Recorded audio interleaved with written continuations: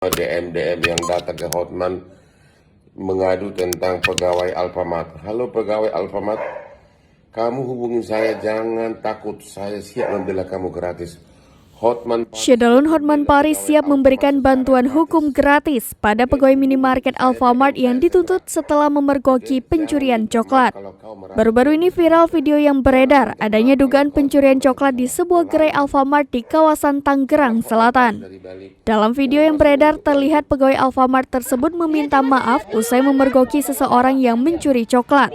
Keduanya sempat cekcok ketika terduga pelaku tengah berada di dalam mobil Mercedes-Benz berwarna putih. Usai perdebatan, wanita tersebut pun mengaku telah mengambil beberapa batang coklat hingga memberikannya kembali kepada pegawai minimarket dan siap membayarnya.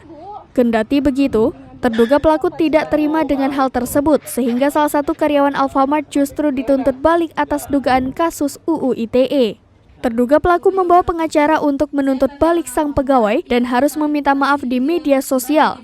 Kabar tersebut pun telah sampai ke telinga pengacara Hotman Paris. Kini, pengacara kondang tersebut buka suara dan siap memberikan bantuan hukum terhadap pegawai minimarket tersebut. Hotman mengatakan, pegawai tersebut bisa menghubunginya secara langsung melalui pesan Instagram dan siap membelanya.